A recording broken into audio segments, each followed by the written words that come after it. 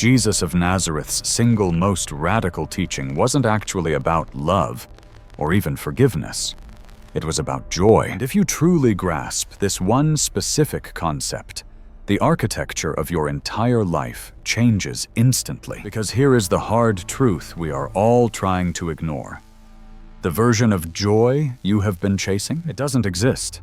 We live in an era that is absolutely obsessed with the pursuit of happiness. It is the engine of our economy.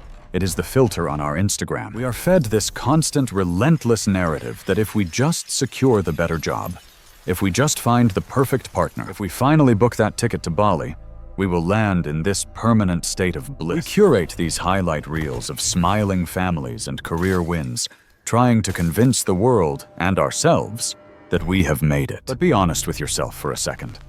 When you turn off the phone and the room gets quiet, you know that isn't the whole story. You know that the happiness sold to us is terrifyingly fragile.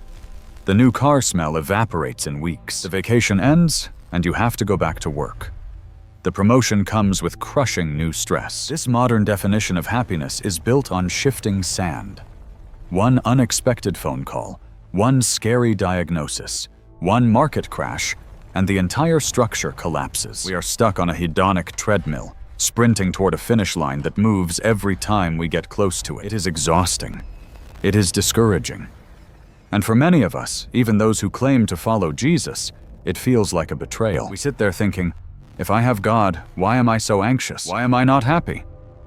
But what if we have been asking the wrong question? What if Jesus wasn't interested in making you happy in the modern sense? What if he was offering a technology of the soul that is completely different? A mechanism for joy that has zero dependency on your external circumstances. A joy that doesn't vanish when the storm hits, but actually anchors you deeper into the seabed. In the Gospel of John, on the night before his execution, literally the darkest, most terrifying psychological moment of his life, Jesus didn't talk about despair. He talked about joy. He said, "I have spoken these things to you, that my joy may be in you, and that your joy may be full." Not half empty, not situational, full.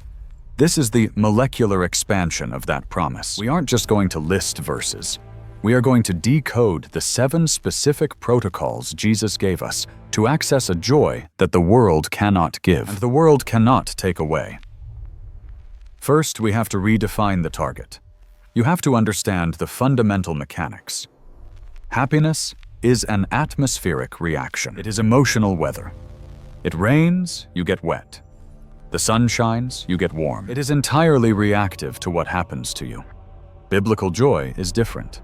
It is not weather, it is geology. It is a state of being that exists underground, independent of the storm above. Galatians describes joy as a fruit, which means it is organic. It grows from a root system. It is the deep, settled confidence that your reality is not defined by the chaos of this world, but by the standing you have with the King of Heaven. This is how Jesus endured the cross. It wasn't a happy feeling. It was a muscular, gritty, defiant joy that knew the ending of the story before it happened. So how do we build this? Jesus gives us the blueprint in John 15. He uses the metaphor of the vine and the branches. This is lesson 1, the discipline of abiding. Notice the biology here.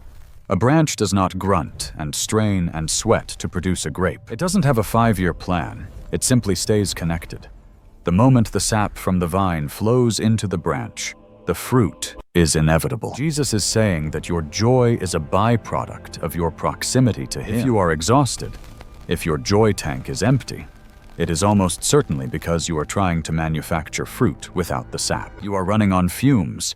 The fix isn't try harder. The fix is reconnect. It means reclaiming your morning from your smartphone and giving it to your Creator. It means turning your commute into a sanctuary. It means realizing that abiding isn't a religious chore. It is the oxygen line for your soul. Lesson 2 is about psychological security. Jesus says, "As the Father has loved me, so have I loved you. Abide in my love." Stop and look at the scale of that statement. The perfect, infinite, burning love that God the Father has for the Son is the exact same metric of love Jesus has for you. Most of our misery comes from insecurity. We feel like imposters. We feel like we are one mistake away from being disqualified. Jesus cuts the wire on that bomb. He tells you to build your home inside his love. When you wake up, before the anxiety of the day hits you, you have to preach this truth to your own heart. I am loved with an everlasting love. This isn't just a nice thought.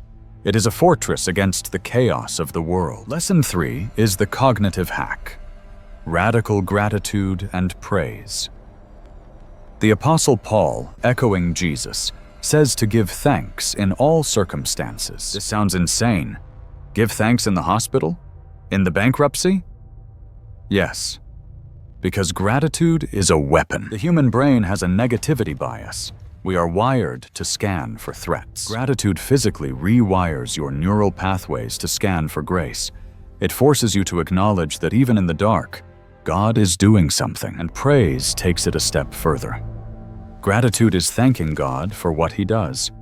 Praise is adoring God for who he is. When you praise God in the middle of a crisis, you are looking your problem in the eye and saying, "You are big, but my God is bigger."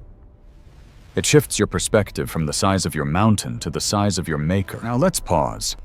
If you're tracking with this, I want to know which of these hits you hardest. Is it the exhaustion of trying to manufacture joy? Let me know in the comments. And if you want to keep going deeper into this kind of content, hit that subscribe button. It helps us build this community. Lesson 4: the myth of the solo Christian. You cannot do this alone. Biology dictates that a severed branch dies. Jesus designed joy to be a communal experience. The shepherd who finds the sheep calls his friends to rejoice with him. In our hyper-individualistic, lonely digital age, this is countercultural. We think we can just listen to a podcast and be fine, but you need flesh and blood people. You need eyes looking into yours. You need people who will carry your mat when you can't walk. Joy is contagious, but isolation is lethal. Find your people. Fight for community. Lesson 5 turns everything upside down. Service. The world says, pamper yourself. Jesus says, serve others. There is a paradox here. You fill your cup by pouring it out. When you are stuck in your own head, spiraling in your own anxiety, the fastest way out is to help someone else. It breaks the loop of self-obsession. It connects you to the grander narrative of redemption. When Jesus washed the disciples' feet, he wasn't just being nice. He was showing them the architecture of true satisfaction. Lesson 6 is the hardest one: trusting God in the trial. James writes, "Count it all joy when you meet trials." Why? Because the trial is the gymnasium where faith gets muscles. Joy in suffering isn't masochism. It's the deep knowledge that this pain is not wasted. It is raw material. God is using the heat of the fire to burn off the impurities and leave pure gold. It's the shift from asking, "Why is this happening to me?"